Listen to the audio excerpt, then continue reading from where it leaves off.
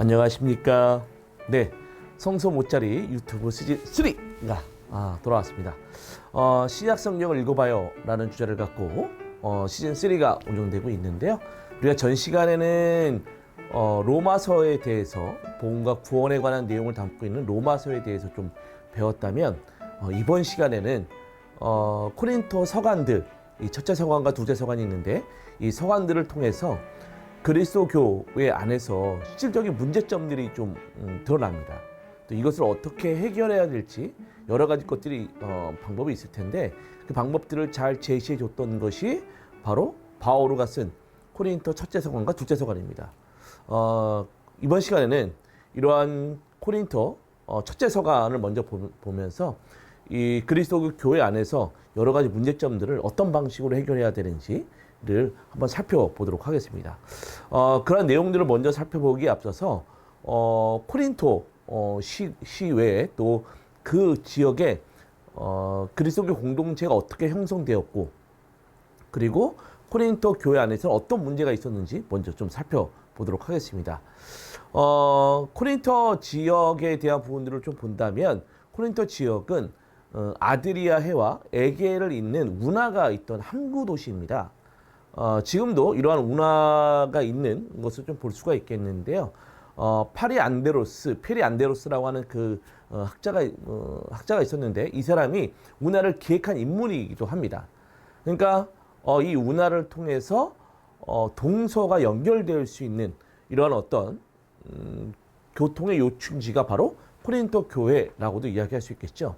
또 하나 이 펠로폰네소스라고 하는 반도가 있는데 이 반도와 이 그리스의 어떤 그 뭐랄까요 영토라고 할 수 있는 이러한 어떤 두 부류를 그리스 대륙을 연결시켜주는 또 연결의 어떤 창구 역할을 했던 것이 바로 코린토 지역이기도 합니다. 그러니까 이러한 지리적인 조건 때문에 지중해의 어떤 연하의 문항과 또 사상 또 학문의 교류지가 되었고 또 경제적으로도 풍부한 어떤 혜택을 누렸던 곳이 바로 코린토 시라고 할 수 있겠습니다. 이런 어떤 경제적인 또 한편으로 이야기를 하면 경제적인 풍요를 누린 만큼 윤리적이거나 또 성적으로 굉장히 타락한 도시가 바로 코린토 시였습니다. 실제로 고대 문학서적에서 보면 죄악의 도시라는 이름으로 이 코린토 시가 알려지기도 있고요. 또 그리스어로 이 이 도시의 이름을 따서 만든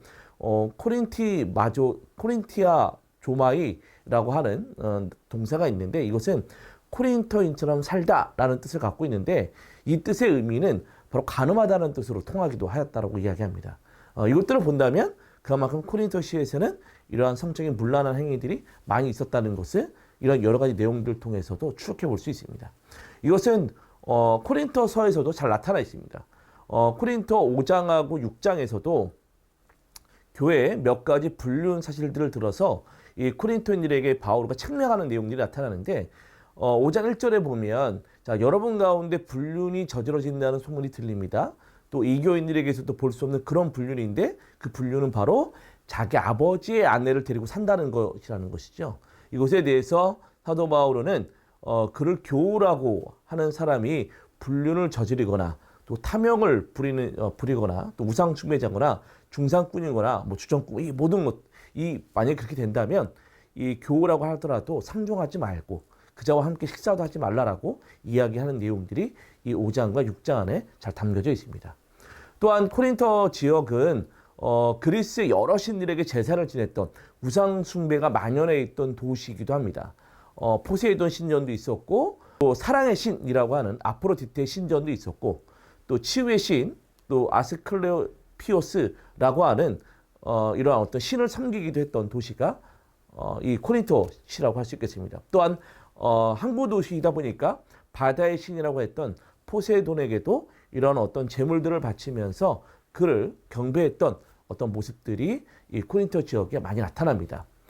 그렇다면 이러한 코린토 지역에 그리스도 교가 어떻게 설립이 되었는지 좀 생각해 볼 수 있겠는데요.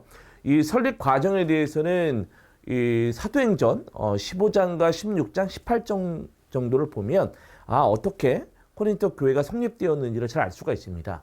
아마도 바오로가 둘째 선교 여행 때 세워졌다라고도 볼 수 있겠는데요. 바오로가 그리스로 건너가서 이 세 곳의 교회, 필리피라든지 테살로니카, 베로이아에 이 그리스도교 공동체를 하나 형성합니다.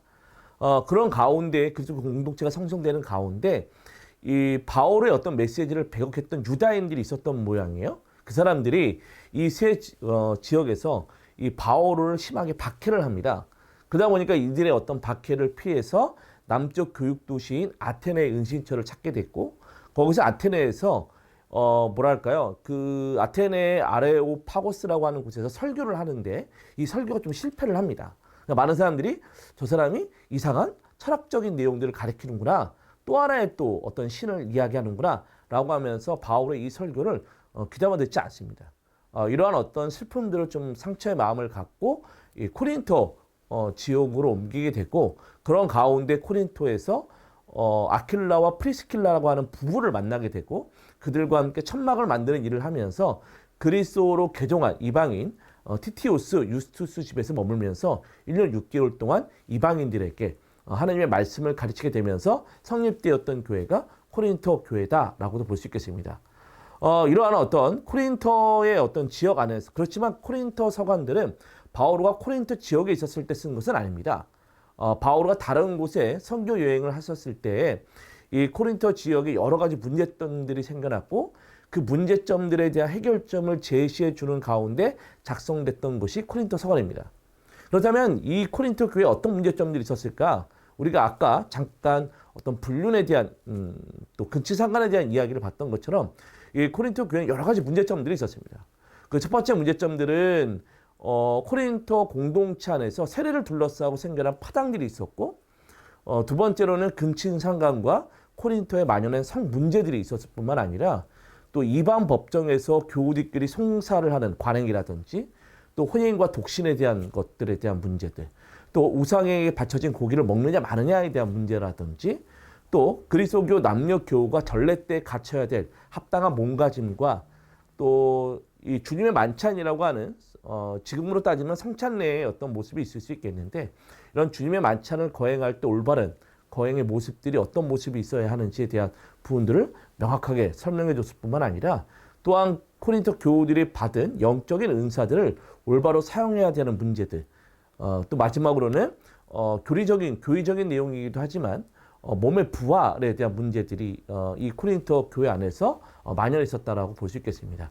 이러한 어떤 문제점들에 대해서 바울은 그 문제점들을 해결하는 방법들, 또는 어떤 몸의 부활 같은 경우는 이런 부활에 대한 어떤 교리적인 내용들을 잘 모르다 보니 이 부활에 대한 것들을 잘 설명해 주는 가운데 죽은 이들의 부활이 있을 수 있다는 어떤 신앙의 고백들을 이어가도록 만들어줬던 부분들이 코린토 첫째 서간이라고도 할 수 있겠습니다. 그렇지만 첫째 서간에만 그 문제점들이 있었느냐? 그렇지 않습니다. 코린토 첫째 서간과 둘째 서간 사이에 어떤 여러 가지 또 문제점들이 있어서 결국 둘째 서간이 작성이 되기도 되는데, 이 코린토 교회 안에서 거짓 교사들이 코린토 교회 안에 잠입하는 가운데 그 코린토 교회 구성원들을 바오로 자신과 이간질시키려는 사람들이 나타납니다. 그러면서 이제 바오로가 이야기했던, 또 바오로가 가르쳤던 여러 가지 어떤 교리적인 내용들이라든지 어떤 이 방식들을 좀 이간질하면서 바오로가 그리스도교 선교사로서의 모습으로 사는 사람이 아니라는 것, 또 뭐 천막을 만들면서 뭐 여러 가지 어떤 봉사를 했지만 그 봉사들은 자신의 어떤 설교가 신빙성이 없기 때문에 그래서 사실 이 천막을 만든 것이다 라고 하는 여러 가지 바울의 이간질을 했던 사람들이 있었는데, 이런 거 안에서 여러 가지 코린토 교인들에게 여러 가지 오해들이 생겼습니다. 이런 오해들을 해소하기 위해서 편지를 썼고, 그런 가운데 바오로 사도와 코린토 교인들의 대립안에서 화해 편지를 썼는데, 이 화해 편지가 바로 코린토 둘째 서간이라고도 볼 수 있겠습니다. 이것은 다음 시간에 좀 더 자세하게 살펴보도록 하겠습니다. 이렇듯이 우리가 코린토 지역에 여러 가지 문제점들이 있었다는 걸 여러분들 잘 알 수 있으시겠죠. 그런데 이 코린토 지역에서 이러한 많은 문제점들에 있다 보니까 또 한편으로는 바오로가 가장 애착을 많이 가진 교회가 바로 이 코린토 교회가 아닐까라고 생각이 듭니다. 왜냐하면 바오로는 다른 어떤 교회보다도 코린토 교회를 향한 편지를 많이 썼습니다. 우리가 지금 현재 남아있는 것은 코린토 첫째 서간과 둘째 서간 이 두 통의 편지가 남아있지만 사실은 코린토 지역에 썼던 바울의 편지는 총 4통의 편지가 있습니다. 그 첫 번째 편지와 세 번째 편지는 분실이 되고 두 번째 편지와 네 번째 편지가 남아있는데 이 편지들이 바로 코린토 첫째 서간과 둘째 서간이라고 할 수 있겠습니다. 이렇듯 바울은 이 코린토 교회 공동체가 직면하고 있었던 문제점들을 제기하면서 그 문제점들에 대한 답변을 위해서 이걸 쓰게 되는데요. 단순히 어떤 그러한 답변들을 쓸 때 어떻게 보면 그러한 문제점들을 해결하는 해결점만 제시해 줬느냐? 그렇지 않습니다. 오히려 그 답변들은 그리스도인들이 가져야 하는 참된 복음의 메시지와도 깊은 연관을 맺고 있고 그 깊은 연관 속에서 가장 중요한 십자가의 복음에 대한 메시지들을 잘 전달해 줬던 것이 바오로의 핵심적인 어떤 내용의 의미다라고도 볼 수 있겠습니다. 그 십자가의 복음에 대한 것들을 이야기한다면 코린토 첫째 서간 1장 18절에 보면 멸망한 자들에게는 십자가에 관한 말씀이 어리석인 것이지만 구원을 받을 우리들에겐 하나님의 힘입니다. 라는 것을 통해서 자신의 어떤 복음 메시지의 가장 중심은 십자가이고 또 서로 간의 끝없는 사랑이 진정한 이 십자가의 표현의 척도가 된다는 것을 명확하게 제시해 줬던 것이 바로 바오로라고 할 수 있겠습니다. 그래서 바오로는 그리스도 교회 신앙은 인간의 지혜에 딸려 있는 것이 아니라 하나님의 힘에 바탕을 두고서 또 이는 십자가에 매달리신 예수 그리스도 안에서 더욱더 강하게 비춰진다라고 아주 명확하게 자신의 의견을 피력합니다. 아마도 그 당시에는 그리스 문화 안에서는 신이라고 하는 존재가 전지전능하고 힘과 능력과 지혜를 가지면서 인간 위에 군림하는 것이 그리스 문화 안에서의 신이라고 할 수 있겠습니다. 그렇지만 바오로에게 신이라고 하는 것은 바로 단순히 인간 위에 군림하는 것이 아니라 그를 위해서 희생적인 죽음을 선택했던 예수 그리스도가 우리의 진정한 신이라는 것, 그리고 그것을 통해서 우리가 어떤 삶을 살아야 하는지를 잘 알려줬던 것, 이것이 바오로의 어떤 십자가의 복음의 핵심적인 메시지다라고 볼 수 있겠습니다.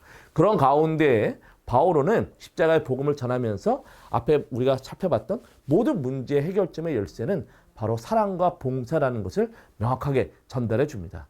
그러면서 이 사랑과 봉사에 대한 것들을 명확하게 전달해 주는 가운데 자신이 받고 있었던 이런 사랑과 봉사 안에서의 가장 핵심은 교회 공동체를 구성하는 것. 그래서 개인의 어떤 은사 또 개인적이고 능력적인 측면들을 강조하는 것이 아니라 코린토 첫째서간 12장 7절에서 보는 것처럼 하느님께서 각 사람에게 공동선을 위해서 성령을 드러내 보여주셨습니다. 라는 말씀과 같이 이 개인의 어떤 여러 가지 은사들은 교회 공동체를 위해서 써야 한다는 것을 명확하게 전달해 주는 가운데 어떻게 보면 이 공동체성에 대한 부분들을 이 코린토 신자들에게 아주 잘 심어주고자 노력했던 사람이 바로 바오로다라고 볼 수 있겠습니다. 그렇다면 코린토 첫째 서간의 어떤 전적인 내용들을 본다면 크게 두 부분으로 나눠볼 수 있겠습니다. 이게 머릿말과 맺은말을 뺀다면 크게 두 부분으로 나눠볼 수 있겠습니다. 전반부와 후반부로 나눠볼 수 있겠는데 이 전반부는 1장 11절부터 6장 20절까지, 후반부는 7장 1절부터 15장 58절에 대한 이야기입니다. 전반부의 내용들을 본다면 전반부는 아마도 그 당시에 어떤 여러 가지 코린토 교회 안에서 있었던 이 문제를 아마도 바오로가 다른 지역에 있었을 때 이 문제들을 가지고 아마 질문을 했던 것 같아요. 이런 문제가 있는데 우리는 어떻게 해야 됩니까? 라고 하는 것들에 대한 부분들을 소문을 들었고 거기 안에서 아마 편지를 써줬던 것으로 보입니다. 그 문제점, 소문으로 들었던 문제점들이 총 3가지라고 볼 수 있겠는데 첫 번째는 코린토 공동체 안에서 세를 둘러싸고 생겨난 파당들입니다. 그리고 두 번째는 성에 대한 문제들, 세 번째는 이방 법정에서 교육끼리 송사하는 관행에 대한 것인데 첫 번째 문제, 이 코린토 공동체 안에서 세를 둘러싸고 생겨난 파당에 대한 것은 그 당시에 코린토 교회 신자들이 갖고 있었던 여러 가지 어떤 잘못된 의식 안에서 또 잘못된 어떤 생각들 안에서 생겨나게 된 문제다라고 볼 수 있겠습니다. 코린토 내에서 생각했던 세례관이라고 하는 것은 세례를 받은 사람들은 자신에게 세례를 준 사람과 동화돼서 그와 깊은 연관을 맺을 수 있을 거라고 하는 어떤 이러한 어떤 신비 예식으로서 세례를 좀 바라봤다라고 볼 수 있겠습니다. 그래서 유능하다고 평가를 받는 세례자를 중심으로 특정한 파벌 세력들이 이 공동체 안에서 생겨나게 됐다는 거예요. 그래서 뭐 케파 편, 뭐 바오로 편, 뭐 아폴로 편, 뭐 그래서 여러 가지 편들이 생겨났다는 것이죠. 그런 가운데에 이 바오로는 십자가에 대한 어떤 복음을 전하면서 바오로는 코린토 교인들이 하나님의 부르심을 받았을 때 그들은 지혜롭다거나 또 유력하거나 또 가문이 좋은 사람이 아니었지만 십자가에 달리신 그리스도 덕분에 지혜와 의로움과 거룩함을 얻게 되었음을 잘 강조하면서 그러면서 바오로는 공동체의 일치와 화합을 위협하는 세력의 다툼들을 해소하기 위해서 하나님의 약함, 곧 십자가의 어리석음을 들고 나서면서 그들에게 진정한 파벌을 없애기를 요구했던 것이 바로 바오로에 대한 이야기다라고 볼 수 있겠습니다. 그래서 바오로는 맨 마지막 절을 보시면 하나님의 어리석음이 사람보다 더 지혜롭고 하나님의 약함이 사람보다 더 강하기 때문입니다 라고 하면서 오히려 파벌을 만들기보다는 우리들에게 진정한 어떤 십자가의 어떤 복음을 통해서 우리들에게 진정한 지혜가 무엇인지 알려주시는 그분의 메시지를 잘 알아들어야 된다는 것을 잘 피력해주고 있습니다. 자, 두 번째 문제에서 근친상간과 이 성문란에 대한 것은 어떻게 보면 사도 바울은 좋지 않은 관행하는 이들을 공동체에서 쫓아내라고 합니다. 그러면서 이 성적인 방종은 하나님께서 큰 값을 치르고 주신 몸에 죄를 짓고 있기 때문에 자기 몸 밖에서 일어나는 범죄보다 더욱더 심각하다라고 지적을 하면서 이 성적인 문란에 대해서 벗어나서 우리가 또한 문제를 일으키는 사람들을 교회 밖으로 쫓아내면서 오히려 어떤 하나님께서 주신 이 아름다운 몸을 잘 관리하기를 요구했던 것이 바로 바오로라고 할 수 있겠습니다. 세 번째는 이방인 법정에서 교우끼리 송사하는 관행에 대한 것인데요. 아마도 이 교우들끼리 서로의 다툼들이 있었는데 이 다툼의 중개자를 아마도 이방인, 그러니까 그리스도교를 모르는 이방인들에 가서 이거를 중재해달라고 아마 송사를 벌였던 모양입니다. 교우들끼리. 이런 거 안에서 바오로는 그리스도인들은 마지막 날에 그리스도와 함께 세상을 심판하게 될 사람이 우리 그리스도인이라는 거예요. 그런데 이 그리스도교를 모르고 있는 이방인들은 그리스도인들에게 심판을 받아야 하기 때문에 이들에게 자신들의 어떤 문제들을 송사를 맡긴다? 이건 부끄러운 일이라는 것이죠. 왜냐하면 그 그리스도를 믿지 않는 이방인은 나중에 우리들에게 심판받아야 할 사람들이거든요. 그렇기 때문에 심판받아야 될 사람이 심판관으로서 있는 자신들을 심판해달라고 이야기하는 것 자체가 말이 안 된다라고 이야기를 하면서 오히려 교회 내에 여러 가지 어떤 문제점, 교인들끼리 있었던 이러한 여러 가지 문제점들은 자신들 공동체 안에서, 자체 안에서 좀 문제를 해결했으면 좋겠다라는 방식으로서 이 문제 해결점들을 제시해주고 있습니다. 후반부에서는 이제 아마도 뭐 혼인에 대한 독신이라든지 우상에게 바쳐진 고기를 먹는 문제라든지 아마 그 공동체 안에서 있었던 여러 가지 문제점들을 아마 편지를 써서 아마 보냈던 모양이에요. 그 편지들을 안에서 이러한 답변들을 해주는데 거기에는 우리들의 가장 중요하다라고 할 수 있는 이 전례 거행에 대한 이야기라든지 또 영적 은사를 어떻게 성령의 은사를 어떻게 사용할지에 대한 문제라든지 마지막으로 몸의 부활에 대한 문제 여러 가지 어떤 교육적인 문제들도 함께 수록되고 있는 것이 바로 후반부의 여러 가지 문제점이라고 볼 수 있겠습니다. 자, 하나씩 살펴본다면 혼인과 독신에 대한 이야기를 할 텐데 이 바오로는 혼인과 독신에 대한 이야기를 하면서 세상 종말, 예수님의 재림이 얼마 남지 않았다는 거예요.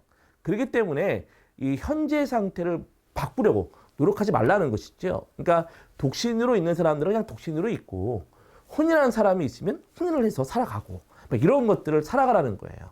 오히려 세상 일보다는 주님을 섬기는 더욱더 전념하라고 하면서 어떻게 보면 세상 종말이 왔으니까 오히려 극단적으로 막 금욕주의적인 삶을 막 살아가는 것 이것 또한 경계하라고 이야기하고 또 하나는 그래 세상 종말이 왔으니까 뭐 여러 사람들과 혼인해야지 라고 하면 성적인 방종들을 막 하는 것 이것 또한 경계하라고 이야기하면서 오히려 어떤 혼인이든 독신이든 그것보다는 현재 상태 안에서 주님을 섬기는 것에 주님의 말씀을 따르는 것 또 주님의 말씀을 실천하는 것에 오히려 초점을 맞추기를 더욱더 원했던 것이 이 7장의 해결점이다 라고 볼 수 있겠습니다.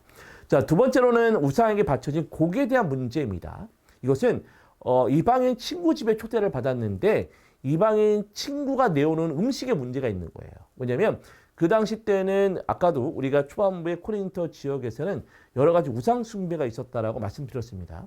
그럼 그 우상 숭배 안에서 있었던 제사를 바치면서 바쳐졌던 어떤 재물들이 있겠죠. 이 재물들이 시장에 막 이렇게 널리 팔려 나가게 되거든요. 그러니까 이방인 친구가 그리스도의 신자에게 음식을 내놨는데 그 음식은 시장에서 우상 제사에 바쳐졌던 고기였던 모양이에요. 근데 이 고기를 과연 먹어야 될 것인가, 먹지 말아야 될 것인가에 대한 문제입니다. 이거에 대해서 사도 바오로는 이렇게 이야기합니다. 우상에게 바쳐진 제물에 관해서는 이 세상에 우상이 없다는 것을 우리는 알고 있다는 거예요. 하느님 한 분밖에 없다는 것을 알고 있다는 것이죠. 그런데 문제는 믿음이 약한 사람들이 문제라는 거예요. 믿음이 약한 사람들. 그러니까 믿음이 약한 사람들은 믿음이 강한 사람들이야 우상이 없다는 것을 알고 있기 때문에 우상에 바쳐진 고기를 먹어도 아무런 문제가 없어요. 그런데 믿음이 약한 사람은 우상에 바쳐진 저 고기인데 그러면 저 고기를 먹으면 내가 잘못되지 않을까? 여러 가지 염려들도 있을 수 있었다는 거죠. 또 하나는 우리 그리스도교 신자들은 우상 숭배를 되나? 라고 하는 여러 가지 오해들을 낳을 수 있었다는 거예요. 그래서 오히려 믿음이 약한 형제를 사랑하는 마음으로 그 앞에서 이 우상에 바쳐진 고기를 먹지 않겠다라고 제시하는 것. 이것이 바울의 해결점이다라고 이야기할 수 있겠습니다.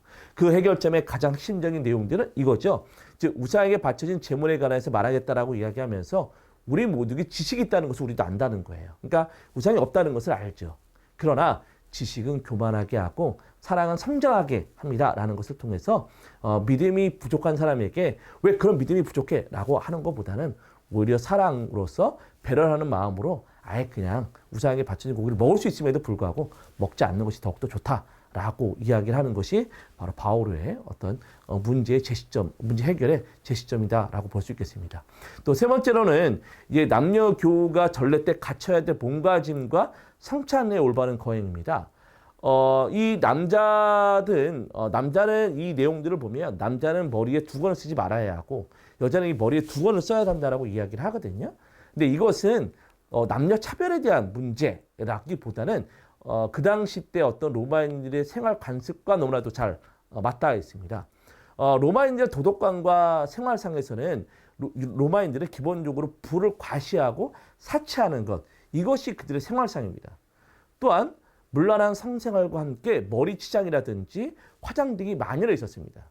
특히 옷 맵시를 내는 사람들과 문란한 생활하는 사람들만 머리가 기르고 머리를 치장했던 모양이에요.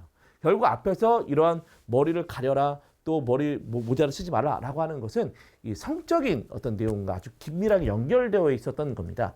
그러다 보니까 이 전례 때에 남자는 머리를 그러니까 두건을 쓰지 말고, 그러니까 두건을 썼다는 것, 남자가 두건을 썼다는 건 머리가 길렀다는 것이고, 이것 또한 성적인 방종에 대한 문제이고, 또 여자는 화려하게 머리를 그 당시 때 치장했거든요. 이것은 하나님 앞에서 자신을 과시할 수 있는 것이니 이것들을 없애기 위해서 머리에 두건을 써라라고 하는 문제라고 볼 수 있겠습니다. 그래서 그 당시 때의 문제점들을 조금은 생활상들을 좀 본다면 이해가 될 수 있는 부분이라는 거 우리가 생각해 볼 수 있었으면 좋겠고요. 또 네 번째로는 성찬의 올바른 거행입니다. 그 당시 때는 초대교회 주님의 만찬은 나눔에 대한 만찬과 지금의 어떤 성찬의적 요소가 담겨져 있는 주님의 만찬, 이 두 가지로 구분이 되어 있었습니다. 그런 가운데 주님의 만찬은 자신이 가져온 음식을 나누는 나눔의 만찬이었거든요. 그런데 우리 앞에서 본 것처럼 이방인들의 생활상 안에서는 부의 과시가 어떻게 보면 만연해 있었다라고 말씀드렸죠. 이러한 부의 과시가 나눔의 만찬에도 들어오게 된 겁니다. 그래서 나눔의 만찬은 자신들의 부를 과시하는 화려한 만찬으로 아마 변질됐던 모양이에요. 그래서 사도 바울은 이것을 명확하게 지적하면서 자, 그것을 먹을 때 저마다 먼저 자기 것을 저녁질을 하기 때문에 어떤 이가 배가 고프고 또 어떤 이는 술에 취한다라고 이야기하면서 이것을 통해서 가진 것 없는 일을 부끄럽게 하기 위해서 이러한 어떤 화려한 만찬을 벌이는 것에 대해서 신랄하게 비판을 합니다. 그런 가운데 이제 어떻게 바울은 이러한 내용들을 신랄하게 비판하는 가운데 성찬례가 바로 주님의 희생적인 죽음과 죽음을 기억하는 성사임을 강조하는 가운데 그러면서 성찬례는 무분별한 만찬과는 반드시 구별돼야 한다는 것을 잘 강조하고 있습니다. 그런 가운데 이제 교우들이 받았던 영적인 은사에 대한 올바른 사용에 대한 것들을 이야기하면서 어떤 종교적인 황홀경에 대한 것을 조금 경계하는 듯한 멘트들을 좀 이야기합니다. 그러니까 신령한 언어로 분명히 말할 수 있지만 신령한 언어로 말하는 것이 해석될 수 없다면 조금은 그 내용들을 좀 경계해야 된다는 것을 이야기하면서 나는 영으로 기도하면서 이성으로 기도하겠다라고 하면서 어떤 이성과 영이 서로 적대적인 개념이 아니라 신앙의 길에서 함께 동반되어 하는 길임을 명확하게 전달해 주고 있고 또한 성령을 통해서 받은 은사를 개인적인 능력으로 과시하는 것으로서 글 쓰는 것이 아니라 하나님께서 각 사람에게 공동체를 위해서 성령을 보내주셨던 것처럼 공동체 이익을 위해서 이 성령의 은사를 써야 한다는 것을 강조하기도 했었습니다. 그런 가운데 하나의 비유를 들어주는데 그 비유가 바로 하나의 몸과 여러 지체. 그래서 몸은 하나의 지체가 아니라 많은 지체로 되어 있고 손과 발이 서로 다른 역할을 하면서 하나의 지체를 이루는 것처럼 성령의 은사도 각각 중요한 역할을 하고 있다는 것을 밝혀줌으로써 바울은 성령의 은사의 또한 가장 큰 핵심은 바로 사랑임을 드러내는 것을 명확하게 사랑의 참가를 통해서 명확하게 전달해주고 있습니다. 그래서 어떻게 보면 내가 여러 가지 언어를 한다 하더라도 사랑이 없으면 나는 아무것도 아니라는 것이죠. 결국 성령의 은사는 사랑을 드러내는 은사라는 것을 명확하게 전달해주고 있습니다. 마지막으로 바울은 몸의 어떤 부활에 대한 이야기를 하는데 아마도 이 구절을 통해서 죽은 자들의 부활과 몸의 부활을 부정하는 사람들이 코린토 교회에 있었음을 좀 잘 볼 수가 있습니다. 이것은 아마도 그 당시 교회 내에 흐르고 있었던 그리스 철학의 어떤 이원론적인 것과 영적인 것만을 강조했었던 영지주의 어떤 영향 때문에 그렇다고 볼 수 있겠는데요. 바울은 죽은 이들의 부활이 반드시 있어야 하는 가장 중요한 이유로 그리스도의 부활을 뽑습니다. 즉 죽은 이들의 부활이 없었다면 그리스도께서 다시 살아날 리가 없었고 또 그리스도께서 다시 살아나지 않으셨다면 우리가 전한 복음도 또 코린토 신자들의 믿음도 다 헛되고 또 그리스도를 믿다가 세상을 떠난 사람들도 다 멸망할 것임을 아주 명확하게 피력함으로써 그리스도의 어떤 죽음의 어떤 그리스도의 부활 때문에 우리 몸의 부활도 있다는 것을 명확하게 설명해 줍니다. 또한 바울은 인간은 영혼과 몸은 나눌 수 없음을 명확하게 밝히는 가운데 부활은 육적인 몸이 영적인 몸으로 바뀌는 것을 말하는 가운데 몸의 부활을 명확하게 피력합니다. 그것이 바로 우리는 변화할 것이라는 것이죠. 결국 바오로가 주장하는 부활은 영혼만이 부활하는 반쪽 부활이 아니라 온전한 인간의 모든 것이 변화되어 부활하는 온전하고 완전한 부활임을 명확하게 사람들에게 제시해주고 있습니다. 어떻게 보면 바오로는 코린토 첫째 서간을 통해서 그리스도인의 진정한 삶이 어떤 삶인지를 잘 설명해주고 제시해주고 있습니다. 신앙이란 단순히 믿고 알므로써 얻어지는 것이 아닙니다. 삶이 동반이 되어야 하는 것이죠. 그리고 그 삶은 바로 사랑의 창가에서 이야기하는 것처럼 진정한 어떤 사랑은 참고 기다립니다. 또 사랑은 친절합니다. 라는 것을 통해서 그 삶은 바로 인내를 통한 사랑, 또 겸손을 통해 드러난 사랑, 또 자비의 삶에 드러난 사랑 등 그 사랑 안에서만이 신앙이 완성됨을 바울은 코린토 첫째 서간을 통해서 잘 알려주고 있습니다. 자, 이제 코린토 첫째 서간을 한번 읽어보시면서 진정한 신앙의 삶이 무엇인지 묵상할 수 있는 시간들이 되셨으면 합니다. 여러분들 구독과 좋아요, 알림 설정 부탁합니다.